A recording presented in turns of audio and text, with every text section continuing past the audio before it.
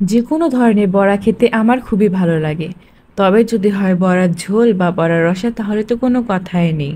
আর নিরামিষ রান্নার ক্ষেত্রে বড়ার রসা একটা বেস্ট খাবার। Hello everyone, welcome to my another video. আজ আমি শেয়ার করছি নিরামিষ বড়ার ঝোল। এর জন্য প্রথমে আমি আলুগুলোকে টুকরো টুকরো করে হলুদ লবণ দিয়ে মাখিয়ে নিয়েছি। এরপর কড়াইয়ে তেল গরম করে আলুগুলো গোল্ডেন কালার করে ভেজে নিতে হবে। ভাজা আলুগুলো উঠিয়ে রেখে কড়াইয়ে তেল গরম করে এর মধ্যে জিরা তেজপাতা ফোড়ন দিয়ে দিতে হবে। এরপর আগে থেকে গলিয়ে রাখা মশলাগুলো ঢেলে দিতে হবে।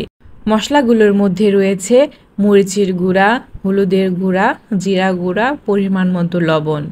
এরপর আমি কয়েকটা কাঁচা লঙ্কা ফালি দিয়ে দিচ্ছি। মশলাটা কিছুক্ষণ সময় ধরে ভালো করে কষিয়ে নিতে হবে। এরপর দিয়ে দিতে হবে ভাজা আলুগুলো।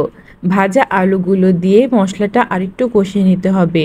এতে রান্নাটা অনেক বেশি ভালো হয়। এরপর পরিমাণ মতো জল দিয়ে দিতে হবে, যতটুকু পরিমাণ ঝোলের প্রয়োজন। জল একটু বেশিই দিতে হবে কারণ ঝোলটা একটু ঝাল করে নিতে হবে।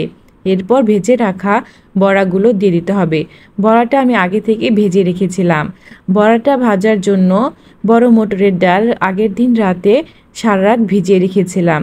রান্নার আগে আমি ডালগুলো বেটে নিয়েছি। বেটে নেওয়ার পর ডালের মধ্যে পরিমাণ মতো লবণ আর হলুদের গুঁড়ো দিয়ে ডালটা ভালো করে ফেটে নিতে হবে। এরপর ছোট ছোট করে ভেজে নিতে হবে। ঝোলটা অনেকটাই কমে এসেছে কারণ ঝোলটা আমি অনেকক্ষণ ধরে জাল দিয়ে নিয়েছি। ঝোলটা রান্নার শেষ পর্যায়ে গরম মশলা বাটাটা দিয়ে দিতে হবে। আর দিয়ে দিতে হবে সামান্য পরিমাণ চিনি। যে কোনো রসা রান্নার ক্ষেত্রে যদি সামান্য পরিমাণ চিনি ব্যবহার করা হয় তাহলে রান্নাটা অনেক বেশি স্বাদ হয়।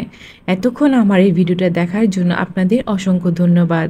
এমন আরও অন্যান্য ভিডিও দেখার জন্য অবশ্যই আমার পাশে থাকবেন এবং লাইক, কমেন্ট এবং শেয়ার করবেন।